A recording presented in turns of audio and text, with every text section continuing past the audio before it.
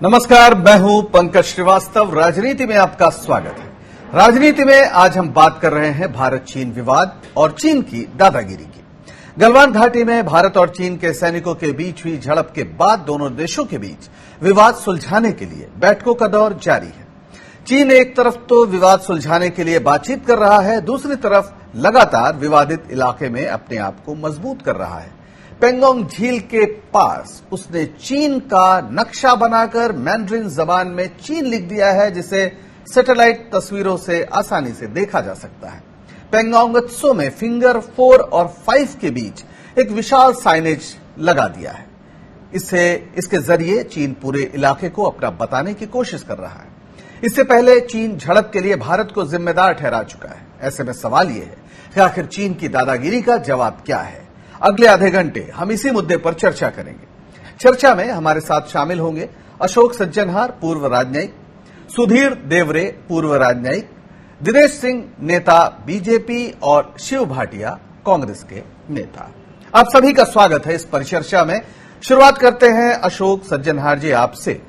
आप राजनयिक मामलों को अच्छी तरह से समझते हैं। चीन जो कर रहा है कि एक तरफ वो जमीन पर कब्जा कर रहा है, उसने फिंगर 4 और फिंगर 5 के बीच परमानेंट स्ट्रक्चर बना लिए हैं और हमारे सैनिकों को फिंगर 4 के पार नहीं जाने दे रहा है, जबकि कल तक हम फिंगर 8 तक जाते थे, और दूसरी तरफ टेबल पर भी बैठा हुआ है। एक कूटनीतिक नजरिए से आप इसको कैसे देख रहे हैं? देखिए, मैं ये देखता हूं जो चीन फैक्ट्स ऑन द ग्राउंड बदलना चाहता है, बदलने का प्रयास कर रहा है, क्योंकि अप्रैल के आखिर तक देखिए या मई के शुरुआत तक 5 मई को जबकि हमारे वहां पर झड़प हुई थी दोनों सेनाओं के बीच में, तब तक हमारी सेना जो थी वो फिंगर 8 तक जाती थी। अब उसने उस बीच में आकर फिंगर 4 और 5 के बीच में उसने अपने को वहां पर स्थापित कर लिया है।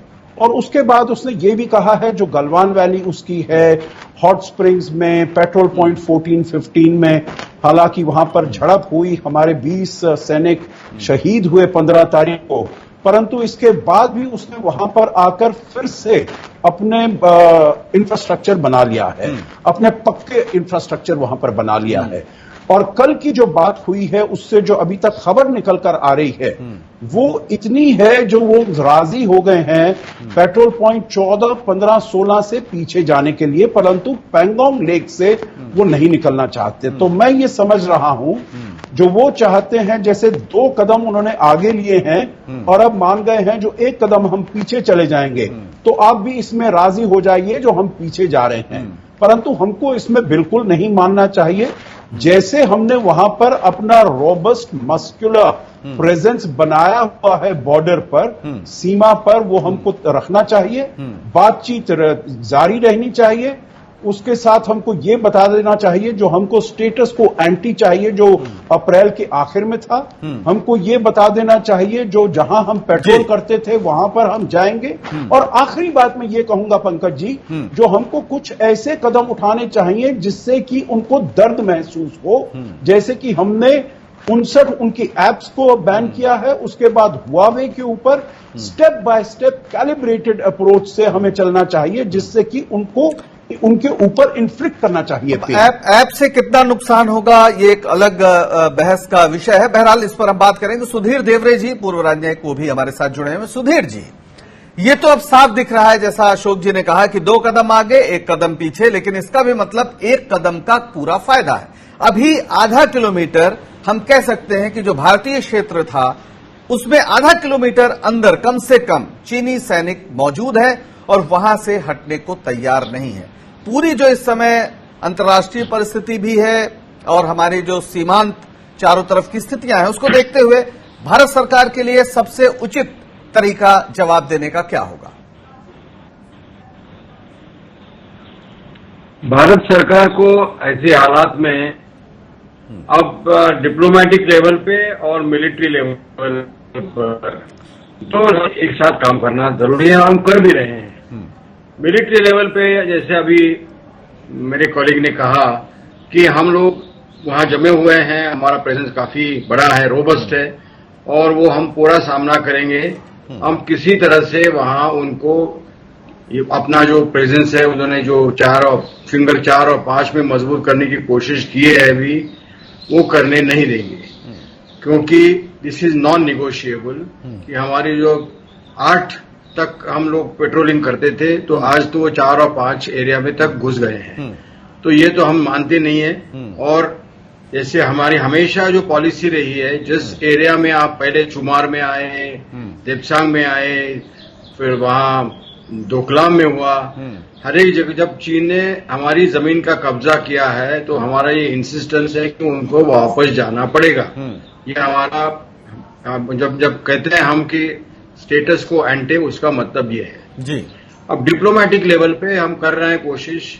अभी कल ही फ्रांस के विदेश मंत्री ने जो हमारे विदेश मंत्री से बात की, उसमें से लगता है कि काफी वेस्टर्न पावर्स की हमारी तरफ जो सहानुभूति है, हमारी तरफ हमारी पोजीशन को अच्छी तरह से जान रहे हैं, और उसमें अभी सपोर्ट आ रहा है कहीं न कहीं। और भी दक्षिण पूर्व एशिया में जो आजकल चल रहा है, वहां साउथ चाइना सी, उस पर भी चाइना पर काफी दबाव आजकल हो रहा है।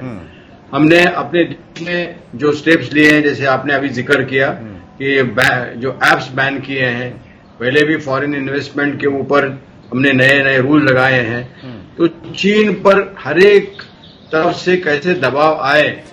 और बिल्कुल बिल्कुल, लेकिन ये सच है कि हमारा उनके साथ जो व्यापार संतुलन है, उसमें वो जाहिर है वो हम ज्यादा उन पर निर्भर हैं। ऐसी व्यापारिक स्थितियां हैं, अगर बंद होता है तो शायद शुरुआत में नुकसान हमको ही हो, ऐसा भी आर्थिक मामलों के जानकारों का कहना है। बहरहाल हम लौटेंगे सर आपके पास। दिनेश सिंह जी, बीजेपी के नेता, हमारे साथ जुड़े हुए हैं। दिनेश जी, ये एक बड़ा समस्या ये है कि एक तरफ ये कहा जा रहा है कि 1 इंच जमीन भी भारत की नहीं गई है और हम पूरी तरीके से अपनी सीमा की सुरक्षा में सक्षम हैं, लेकिन दूसरी तरफ तमाम सेना के पूर्व अधिकारी, पूर्व जनरल्स लगातार ट्वीट कर रहे हैं, जो बता रहे हैं कि हमारी जमीन का बड़ा हिस्सा इस समय चीन ने अपने कब्जे में ले लिया है। और जैसा अब ये सब लोग मान रहे हैं कि हम जो फिंगर 8 तक लगातार जाते थे, अब केवल फिंगर 4 तक हम जा सकते हैं, उसके आगे हमारे जाने पर चीनी सैनिकों ने रोक लगा दी है। और जो वहां पर पेंगोंग झील है, उसके उत्तरी किनारे पर आकर उन्होंने बाकायदा कब्जा कर लिया है। आपको नहीं लगता कि सरकार इस बात को साफ साफ स्वीकार नहीं कर रही है? देखिए पंकज जी, आप जिस बात की चर्चा कर रहे हैं, ये हमेशा से चाइना की सरकार की, वहां की सेना की ये फितरत रही है कि वो ऐसा करते आए हैं कि जैसे अभी हमारे पूर्व वक्ताओं ने कहा, दोनों वक्ताओं ने कहा कि ये चीन की हमेशा कोशिश रहती है कि 2 कदम आगे आ जाएं, फिर 1 कदम पीछे कर लें। और हमारी सरकार, इसकी पूर्ववर्ती सरकारें इस पर तैयार हो जाया करती थी। ये रवैया चीन का हमेशा रहा है, और मुझे लगता है कि कांग्रेस के शासन में यही होता रहा है कि, लेकिन इनको इसके बाद जब से भारतीय जनता पार्टी का शासन हुआ है, नरेंद्र मोदी जी के नेतृत्व में सरकार बनी है, तब से आप देख लीजिए इस नीति में परिवर्तन आया है। चीन की तरफ से अब भी कोशिश वही है जो पहले वो कोशिश करते थे, आज भी उनकी कोशिश वही है, लेकिन इस सरकार ने और इस सेना ने इस कोशिश को नाकाम किया है। और मैं ये समझता हूं कि आप जिसका उदाहरण दे रहे हैं कि कई हमारे पूर्व सेना अध्यक्षों ने कहा है, मुझे अपने वर्तमान सेना अध्यक्ष की बात पर भरोसा है, हमें अपने वर्तमान रक्षा मंत्री पर भरोसा है, मुझे अपने वर्तमान प्रधानमंत्री के नेतृत्व पर भरोसा है, और उन्होंने जो कहा है मैं उसको मानता हूं। दिनेश जी, इसमें कोई भरोसे की बात नहीं है, सबको भरोसा है, लेकिन जो तस्वीरें आ रही हैं वो झूठ नहीं बोल रही हैं। आप फिंगर 8 तक कल आपकी एलएसी थी, आज आप फिंगर 4 के आगे नहीं जा सकते, ये फैक्ट है।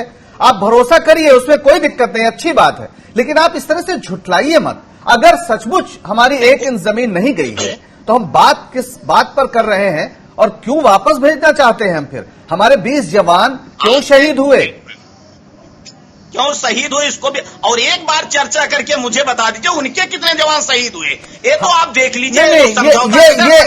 आप उनके जितने, आप दिनेश जी, आप उनके जितने शहीद करना चाहते हो कर दीजिए, उनको जितना आप कहिए कि हमने 2000 चीनी सैनिक मार दिए, मुझे कोई आपत्ति नहीं है। मेरा सवाल यह है कि हमारी जो सीमा, जो लाइन ऑफ एक्चुअल कंट्रोल, जो फिंगर 8 तक थी वो फिंगर 4 तक है, इसका जवाब मैं मांग रहा हूं। आप एंकर हैं, मैं क्या कह रहा हूं कि आप 3000 मार दिए, 2000 मार। नहीं, वो विषय नहीं है, सामान्य सी बात कर रहा हूं। अरे दिनेश जी, वो विषय नहीं है। विषय में आपसे जो सवाल पूछ रहा हूं, मैं सवाल आपसे पूछ रहा हूं कि मुझे जवाब देने दीजिए। दिनेश जी, सुन ही नहीं रहे आप ना। असली बात है, मैं एक मोटा सवाल पूछ रहा हूं। अरे सुन तो लीजिए, मैं बस ये कह रहा हूं कि अगर हमारी कोई जमीन नहीं गई है तो हम कहां से उन्हें वापस भेजने के लिए चर्चा कर रहे हैं, बातचीत किस बात पे कर रहे हैं? बस अब आप जवाब लेंगे ना? बिल्कुल। या कोई सवाल और पूछना? नहीं, ये सवाल है, इस पर जवाब दीजिए ना। मैं ये कह रहा हूं, सवाल ये है। बिल रुकिए, बोलिए, जवाब दीजिए सर, जवाब दीजिए प्लीज। बिल्कुल, हमारे बहादुर सैनिकों ने जो पराक्रम दिखाया है और अपनी अंतिम सांस तक उन्होंने जो सबक सिखाया, मैं कह रहा हूं सबक सिखाया है चीनी सैनिकों का, वो काबिले तारीफ है। और पूरे हिंदुस्तान को अपनी सेना पर नाज है और अपने प्रधानमंत्री पर भी नाज है। प्रधानमंत्री जी ने उस दिन राष्ट्र के संबोधन में कहा, उन्होंने कहा कि अगर हम दोस्ती निभाना जानते हैं तो हम आंख में आंख डालकर जवाब देना भी जानते हैं। आप बात अब ये कह रहे हैं कि किस बात के लिए बातचीत हो रही है, वही जो चीन की हमेशा से फितरत रही है। क्या आज ये मामला सॉल्व हो जाएगा तो चीन आगे से हरकत नहीं करेगा? चीन अपने हरकत से बाज नहीं आएगा, नहीं आता है। ये जो बातचीत हो रही है, चीन हमेशा के लिए अपने हरकत से बाज कैसे आए, उसके लिए बातचीत हो रही है। माफ करिएगा दिनेश जी, माफ करिएगा, आप मूल सवाल का जवाब नहीं देना चाहते, कोई बात नहीं। मैं समझ रहा हूं आपकी समस्या जो है, आप नहीं जवाब देना चाहते। शिव भाटिया जी, एलएसी बदल चुकी है। एक ये हकीकत है कि एलएसी जो फिंगर 8 तक थी वो फिंगर 4 तक आ गई है। अभी बीजेपी के प्रवक्ता का कहना है कि हम चीन को पूरी तरीके से जवाब दे रहे हैं जो कांग्रेस सरकारें नहीं दे पाती थी। आप इससे कहां तक सहमत हैं? ठीक है दिनेश जी, आपकी बात आ गई सर, आपकी बात आ गई। शिव भाटिया जी बोलिए। पंकज जी, इनकी बातों से ही आप स्पष्ट समझ रहे हैं कि इनके पास चाइना के ऊपर जवाब देने के लिए कुछ नहीं है। जबकि आज के हिंदुस्तान के सारे नेशनल अखबार लिख रहे हैं कि 8 किलोमीटर तक चाइना की फोर्सेस अंदर घुस चुकी हैं और हमारे को फिंगर 4 और फिंगर 8 के बीच में मूव नहीं करने दे रहे। इनको ये पता होना चाहिए था आज की सरकारों को कि चीन की फितरत रही है 43% धरती उसके जो 14 देश हैं उसके आसपास की कि उन्होंने उसको कब्जा रखा है। चीन पर भरोसा नहीं किया जा सकता। पास्ट हमारे को दुहाई देता है। इनसे हम चाइना के ऊपर बात करते हैं, ये कांग्रेस को गाली देने लगते हैं। हम इनसे बॉर्डर की बात पूछते हैं कि हम कैसे बचाएंगे, ये उल्टा एक परिवार को गाली देने लगते हैं। सवाल सीधा सीधा ये है कि हम अपने बॉर्डर को किस तरह से मजबूत कर रहे हैं और किस तरह से हम उसको अपने कंट्रोल में ले रहे हैं। हम पता लगा कि आज हमारी आर्मी की फोर्सेस वहां पे 40 डिप्लॉयमेंट ऑफ 45,000 फोर्सेस का हो चुका। T-90 टैंक्स के वहां पे डिप्लॉयमेंट हो चुका। हमारे देश का प्रधानमंत्री इतनी डिप्लॉयमेंट और इतनी फोर्सेस वहां होने के भेजने के बाद ये कहते हैं कि 1 इंच जमीन नहीं गई। आपने तो सीधा सीधा चाइना को क्लीन चिट दे दिया कि चाइना तो हमारी धरती में घुसा ही नहीं है। हम तो दिखाने के लिए आपस में बात कर रहे हैं। आर्मी की फोर्सेस आपस में बैठ रही है, जाना कहां चाहते हैं। और उसके बाद ऊँट में जीरे की बात, हमने ऐप बंद कर दिए। अरे हमारा ट्रेड $92 बिलियन है आज के टाइम में, जो कि 2014 में $16 बिलियन हुआ करता था। 6 गुना ट्रेड आपने बढ़ा दिया। 18 बार आपके प्रधानमंत्री ने चाइना के से उससे मीटिंग करी। 9 बार वो वहां पर विजिट करने चले गए। आपने कौन से रिश्ते बनाए हैं? कौन सी बायोलॉजिकल रिलेशनशिप को आपने मजबूत किया है? कौन से कंट्री के साथ आप रिलेशनशिप को आपने अपनी कंट्री के फायदे के लिए अपना कंट्रोल किया है? आपने तो कुछ किया ही नहीं है। आप तो सिर्फ बातों की जगलरी करके, इधर उधर की बात करके, झूठ बोल के लोगों को बहलाना और फुसलाना जानते हैं और कुछ करना नहीं जानते हैं। 20 जवान मर गए, उनके देखिए हमने कितने मारे। अरे उनके मरने से हमें क्या मतलब है? हमारे 20 जवान कैसे हत्या हो गई उनकी, शहादत तो उन्होंने दी है, आपने हत्या दुख होगा ना। और आज कैसे दुख हो रहा होगा अगर चीन के सैनिक मरे हैं? आपसे क्या मतलब है ना? आप तो हमेशा कांग्रेस पार्टी तो हमेशा सवाल उठाते। आप भी थे दिनेश जी, इस तरह मत करिए। किसी आपकी बात पे उन्होंने नहीं टोका है, आप शांत रहें, आप शांत रहें दिनेश जी। दिनेश जी, ये कोई तरीका नहीं है कि देश की एक पार्टी को आप ये कहें कि वो चीन के एजेंट है और चीन वो आपको कहें इस तरह से। ये बात नहीं है, नहीं। ठीक है आप सुन लीजिए, कोई बात नहीं। चीन का जो आक्रामक रवैया है उसका जवाब आखिर क्या हो सकता है? भारत की तमाम जमीन पर चीन का कब्जा है। खासतौर पर अभी जो विवाद हुआ है उसमें उसने लाइन ऑफ एक्चुअल कंट्रोल को बदल दिया है। ये बात अब बड़े पैमाने पर सामने आ रही है। अशोक सज्जनहार जी, क्या अभी भी हम ये बात न माने कि लाइन ऑफ एक्चुअल कंट्रोल दरअसल उसने बदल दी है और 4 और 5 के बीच, फिंगर 4, फिंगर 5 के बीच जिस तरह परमानेंट स्ट्रक्चर उसने बनाया, अपना नक्शा बनाया, साइनेज इस तरह का बनाया कि आप सैटेलाइट से दुनिया के किसी भी कोने से उसे देख सकते हैं, वहां उसने बड़ा बड़ा चाइना लिख दिया है। क्या आपको लगता है कि बातचीत से वो यहां से पीछे हट सकता है? देखिए, मैं पंकज जी कुछ हद तक आपसे सहमत जो आप कह रहे हैं, पर मैं ये कहूंगा जो वो वहां पर एलएसी का बदलने का प्रयास कर रहा है, हमने अभी नहीं माना है।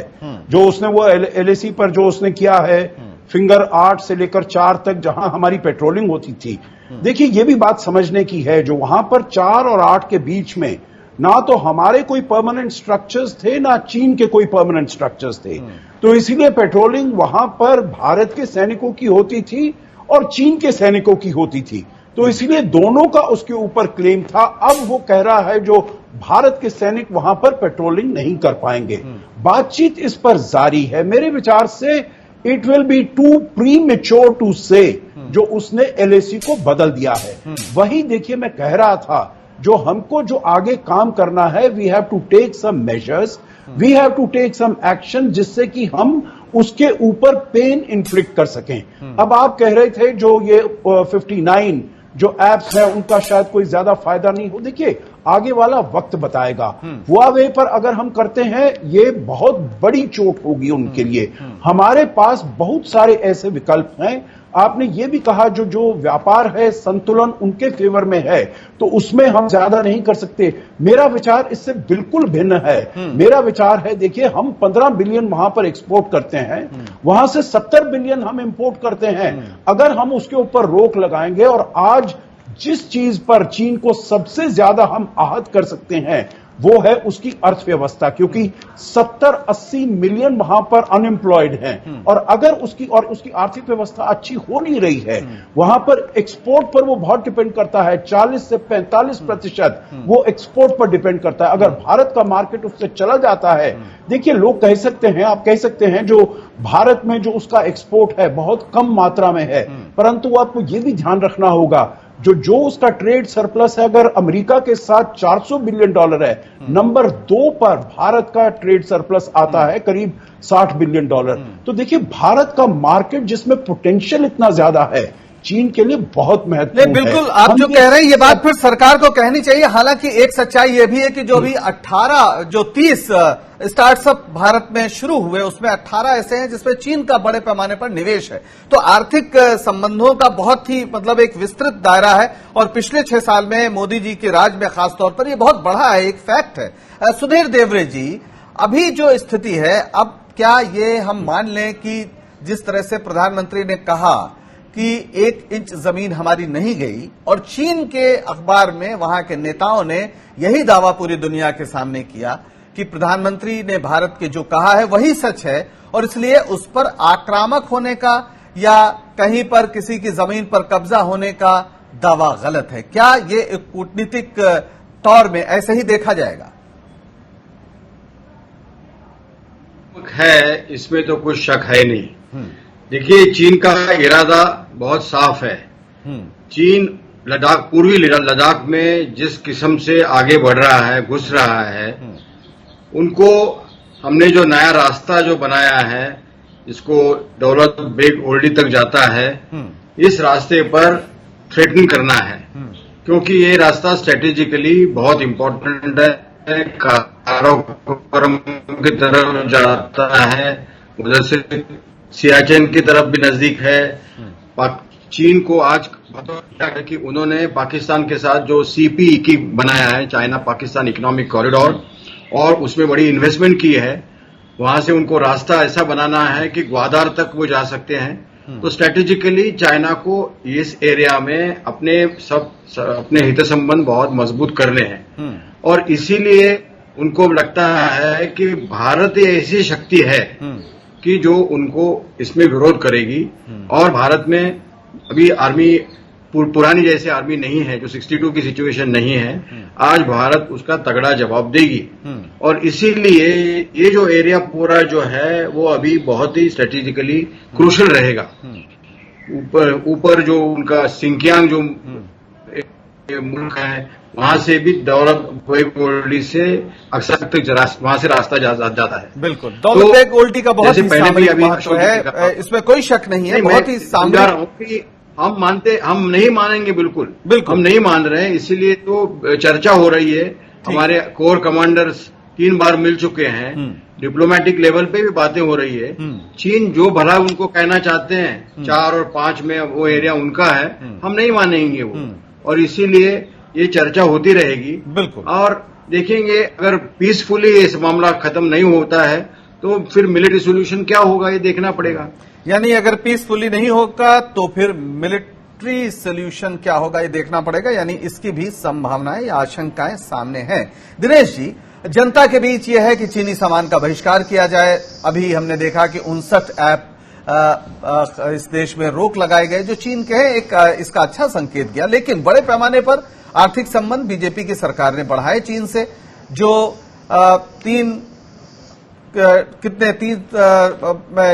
इस समय $100 अरब करीब हो गया है। $3 अरब 2000 में था शुरुआत में, लगातार बढ़ता ही जा रहा है।